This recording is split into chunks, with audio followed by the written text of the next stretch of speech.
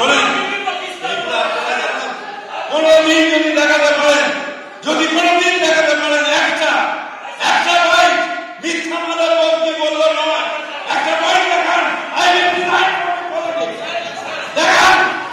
তুমুল তর্কাতর্কি, প্রবল উত্তেজনা।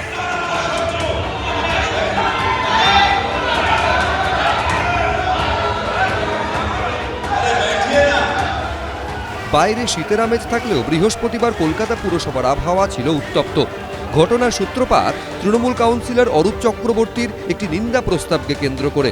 প্রধানমন্ত্রী নরেন্দ্র মোদীর বঙ্কিমদা মন্তব্যের পাশাপাশি রবীন্দ্রনাথ ঠাকুরকে অপমান করার অভিযোগ তুলে নিন্দা প্রস্তাব পেশ করেন তিনি।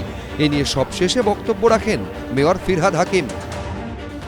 বঙ্কিমচন্দ্র চট্টোপাধ্যায় এমন একটা স্তরে, তার অপমান প্রেজেন্ট প্রাইম মিনিস্টার যদি করতে চান পারবেন না, কারণ ওই স্তরে তিনি উঠতে পারবেন না জীবনে। কারণ ভারতবর্ষই থাকতো না, ব্রিটিশের দাস হয়ে থাকতো। তার কারণ তারা স্বাধীনতা সংগ্রামের কোনোদিন অংশগ্রহণ করেননি।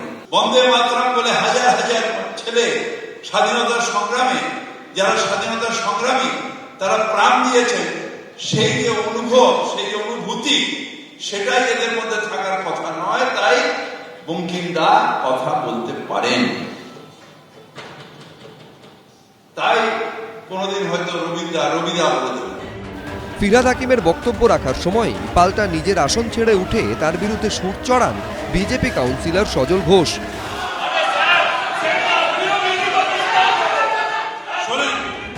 এরপরই বাকযুদ্ধের আঁচ সপ্তমে পৌঁছয়। যদি কোনদিন দেখাতে পারেন একটা বাইক মিথ্যা মালার বলতে বললো নয়, একটা বাইক দেখান, দেখান। পাকিস্তান আমার শত্রু, আপনি খবর নেই, আমি মুসলমান কিন্তু আমি ভারতীয়। পাকিস্তানি ইস্যুতে মেয়র উত্তেজিত কতদিন ধরে হবেন?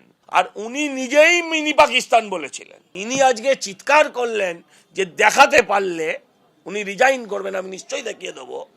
সেটা হচ্ছে মিনি পাকিস্তান শব্দটা উনি উচ্চারণ করেছিলেন।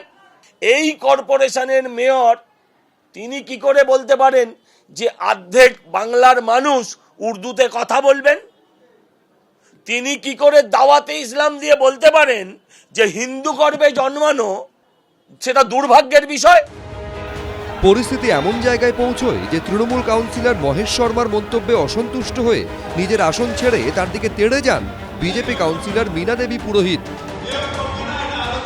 কোনো মতে তাকে সামাল দেন সজল ঘোষ। অন্যদিকে মেয়র ফিরহাদ হাকিমকে শান্ত করতে এগিয়ে আসেন দেবাশিস কুমার সহ তৃণমূল কাউন্সিলরদের একাংশ। বঙ্কিমচন্দ্র চট্টোপাধ্যায়কে কেউ যদি বলেন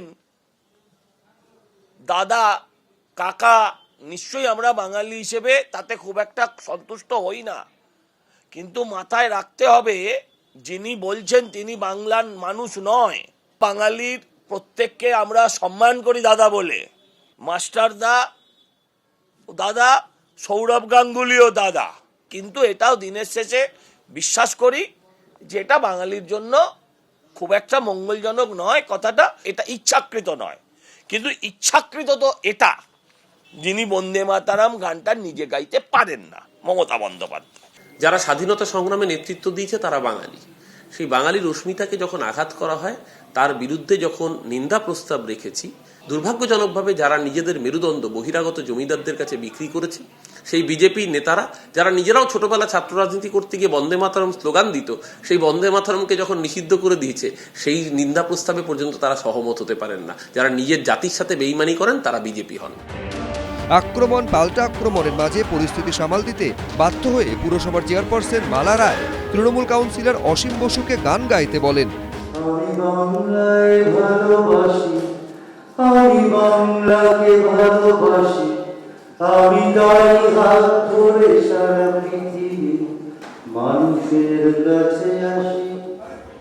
গান গেয়ে সাময়িকভাবে পরিবেশ শান্ত করা গেলেও দরজা চলছেই। অর্ণব মুখোপাধ্যায়, এবিপি আনন্দ, কলকাতা। এবিপি আনন্দ এগিয়ে থাকে, এগিয়ে রাখে।